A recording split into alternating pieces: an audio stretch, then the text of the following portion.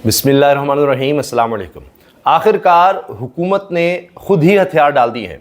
बिलावल भुट्टो जरदारी साहब ने कह दिया है कि इसमें तो कोई शक ही नहीं कि अगले चीफ जस्टिस मंसूर अली शाह ही होंगे। आप अंदाज़ा लगाइए, सारी कोशिशें ये थी कि मंसूर अली शाह किसी तरह से चीफ जस्टिस ना हो, उनका रास्ता रोका जा सके।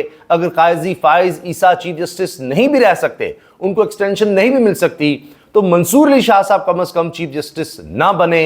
ये कोशिशें थी कि जी सीनियर मोस्ट में से हम किसी को लगा देंगे। यहां तक ये सब कुछ हो रहा था कि मुनीब अख्तर भी ना हो।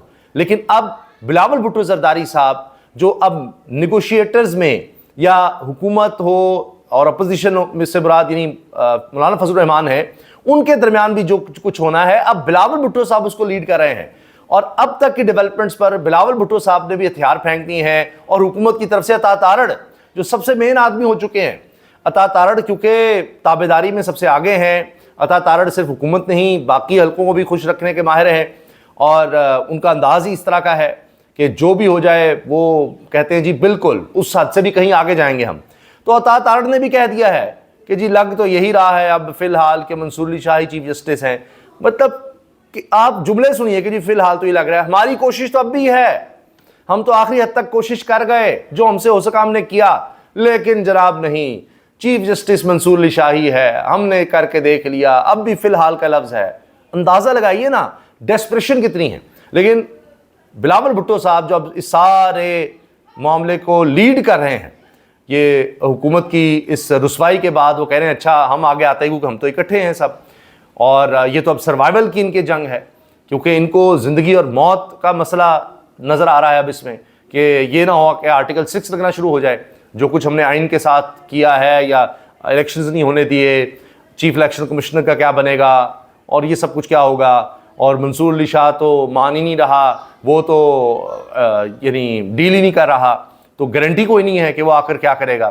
तो हर सूरत उनका रास्ता रोकना था, मगर अब शिकस्त नज़र आई है, अब हथियार फेंक दिए हैं। और अब कोशिशें हैं कि चीफ जस्टिस मंसूर अली शाह बनने जा रहे हैं। जब वो बन जाए तो उनको कहें देखिए जी हम तो ऐसे कुछ नहीं किया, हम तो आपके साथ हैं, बिल्कुल ठीक है, आप चलाएं मुल्क को, जिस तरह कानून और आइन के मुताबिक चलें, बस हम तो थे ही आपके साथ, कुछ ना कि कोई ऐसी फिर कोई हमारे साथ बात ना हो। हम उनके साथ भी अभी से ही एक प्लानिंग के साथ चलें और एक वर्किंग रिलेशनशिप बना लें। उसके लिए अभी से जनाब ये तासुर के हमने हथियार डाल दिए हैं, ये कर दिया वो कर दिया। इनके बस में होगा तो ये आखिरी दिन तक कुछ ना कुछ करेंगे। मगर जो सबसे ख़तरनाक बार था, जब वही नाकाम हो गया, अब चीज़ें और तरफ जा रही हैं। क्योंकि आप देखें कि इमरान खान साहब जेल में कितने खुश हुए हैं।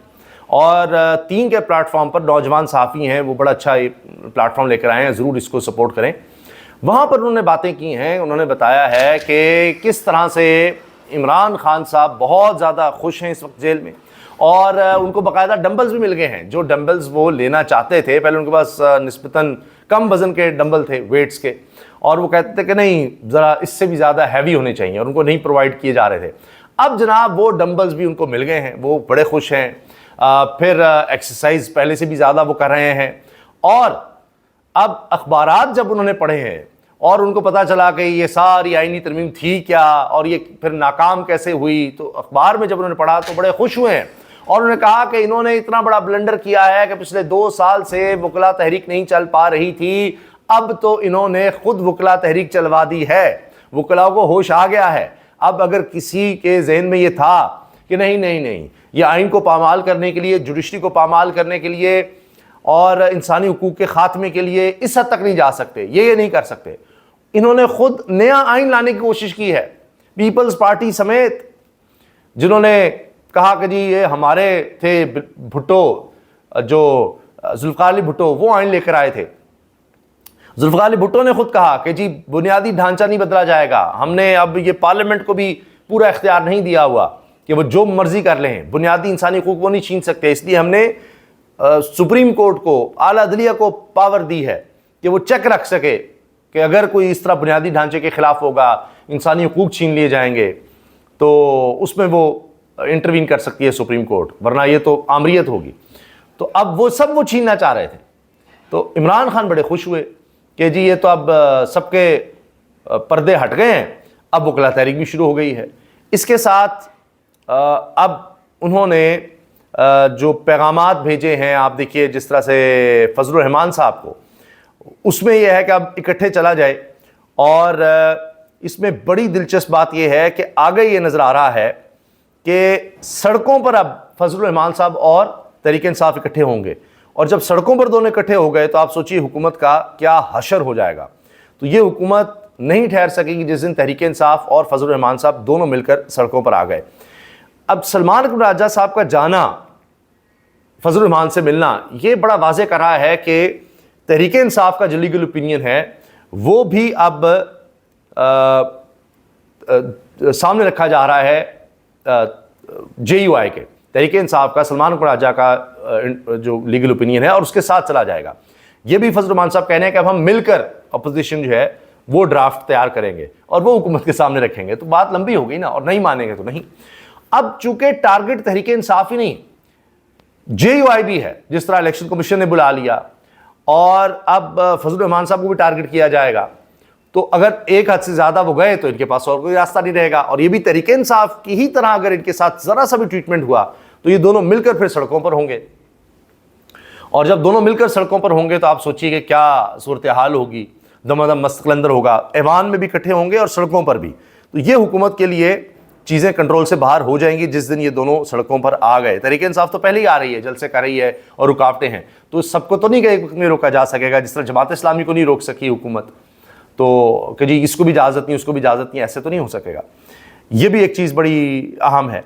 और जजेस के इजलास के बारे में सुनिए, ये जो वजाहत आई जिसमें इलेक्शन कमीशन की बड़ी तसल्ली करा दी गई है, इसमें हुआ ये है कि वजाहत से पहले जजेस का इजलास हो जिसमें 13 या 14 जजेस का कहा जा सकता है कि उनकी रजामंदी शामिल थी कि हाँ ये तो हमें अब इकट्ठे होना है, वरना ये तो तबाही मचा रहे हैं, ये तो जजेस की गुलामी की तरफ जा रही है, अदलिया की गुलामी की तरफ बात जा रही है, अदलिया को ख़त्म करने की साजिश हो रही है, तो इस पर हमें इकट्ठे होना है। तो लिहाजा अब जजेस की ओवरवेलमिंग मेजॉरिटी बिल्कुल खुलकर अब अदलिया की आज़ादी के साथ खड़ी है, दलेरी के साथ। और जो ये जो वजाहत आई है ये उसी की एक कड़ी है। जो आपने देखा कि जो इलेक्शन कमीशन ने वजाहत मांगी थी वो वजाहत आ गई है कि पहले ही हमने फैसला दे दिया हुआ है और ये मखसूस नशिस्तें तहरीक इंसाफ ही की हैं। वहीं से इनको बड़ा झटका लगा था, और अभी तफसीली फैसला आने वाला है जिसको रोकने की कोशिश या उससे पहले यानी तरमीम की कोशिश थी, अब लगता है वो भी आ जाएगी और इनकी मज़ीद तसल्ली हो जाएगी। आखिर में जनाब जो हमने बात करनी है वो है FIA के हवाले से। अब FIA की टीम चाहती ये है कि इमरान खान साहब को ऐसा बयान दे दें, कोई ऐसे सिग्नेचर हमें दे दें बयान पर कि ये तो मैं हूँ ही नहीं, ये तो अकाउंट मेरी मर्ज़ी के बगैर चल गया है, या पता नहीं, अच्छा मुझे तो पता ही नहीं है क्या है, ये बात तो मैंने नहीं कही थी, या ये मैंने कहा था ये ना कहा जाए, कुछ इस तरह का मिल जाए ताकि हम वो ट्विटर इंतज़ामिया को, एक्स इंतज़ामिया को देकर इनका अकाउंट बंद करवा दें। मेन एम ये है, अगर बिल फर्ज ये किसी वजह से, वैसे भी मुसलसल कह रहे होंगे बंद करो बंद करो बंद करो, इमरान खान तो उनसे मिलते नहीं, उनको जो जवाब देते हैं उनको बल्कि सिखाते हैं, आइन और कानून पढ़ाते हैं कि तुम्हारा जो काम है वो करो, ये मत करो।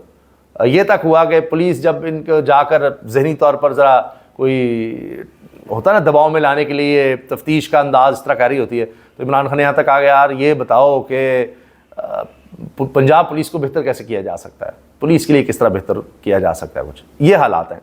तो वो इतने कॉन्फिडेंस होते हैं, वो ये नहीं कि वो कहते हैं ये मियाँ साहब के पास कोई एक कांस्टेबल चला जाता था ना, तो वो कहते थे वो ये क्या हो गया फलां। तो इमरान खान का कॉन्फिडेंस और ही लेवल का है। इसी तरह FIA से भी उन्होंने इस तरह से बात की, मेरे वकला आएंगे, यह वो है कि जी अभी आ जाओ। उनको कहा गया जी जेलर के कमरे में आ जाएं, वहाँ पर FIA आपसे मिलना चाहती है, तफ्तीश करना चाहती है। इमरान खान का अभी अदालत के वाला हॉल है जेल में, तो यहाँ मेरे वकील भी हैं, यहाँ आ जाओ। खैर फिर वो वकला को अलहदा करके वहाँ पर वो टीम आई, इमरान खान ने जाने से वहाँ इनकार किया था। तो यही कि जी किसी तरह कुछ मिल जाए इनको, लेकिन ये इतने बेवकूफ़ हैं कि अगर ये किसी तरह से अकाउंट बंद कराने में कामयाब भी हो गए तो फिर कितने अकाउंट्स बन जाएंगे। जिस दिन इमरान खान ने नया अकाउंट बनाया उस पर फॉलोइंग उसी तरह से वापस आ जानी है, पहले से ज़्यादा आ जानी है, और ज़्यादा लोगों का फोकस हो जाना है, अच्छा पुराना बंद हुआ, नया कौन सा है, ये हो जाएगा। फिर कई और अकाउंट्स हैं जिनके थ्रू बात हो जाएगी। इमरान खान वाज़े तौर पर जो बात करते हैं, साफ़ियों से कहते हैं, जो वकला से कहते हैं, बाहर आकर वो बात हो जाती है और वही चीज़ उनकी सोशल मीडिया पर आ जाती है। इतनी सी बात है, ये है कहानी।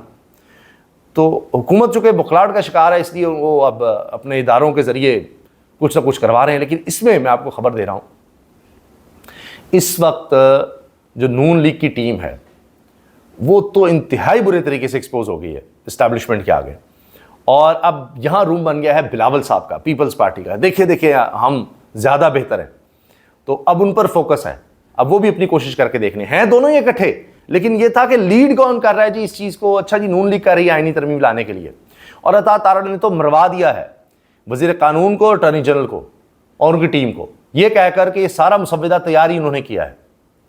अता तारड़ ने कहा है कि ये मुसव्विदा कहीं और से तैयार होकर आया, ये कहना गलत है। वज़ीर कानून आज़म नज़ीर तारड़, अटॉर्नी जनरल, ये लोग हैं जिन्होंने तैयार किया है। यानी ये वकील हैं, ये वकीलों का सामना कैसे करेंगे? बकौल करना मुर्तज़ा साहब, हमने जाकर क्या मुंह दिखाना है? जो आईनी तरमीम ये ला रहे थे उसके बाद तो उन्होंने तो इनका बेड़ागर्क कर दिया था। तारड़ खुद तो कोई प्रैक्टिस करते नहीं, वकालत शिकालत करते नहीं, तो उन्होंने इनका भी बेड़ागर्क कर दिया ये कहकर। तो अब आप ये देखिएगा क्या होता है। तो इस्टेब्लिशमेंट भी इनसे नाराज़ है, अवाम तो उनके साथ पहले ही नहीं थे। जो अब हरकतें हैं इनके अपने लोग भी इनसे अब खुश नहीं रहेंगे, और पीपल्स पार्टी अब अपनी गेम सेट करने के लिए कोशिश कर रही है। तो देखें क्या होता है। अभी इनके अंदर आपस की लड़ाइयाँ शुरू हो जाएंगी, और अभी तो नाकामियों के सिलसिले बड़े तवील चलने हैं।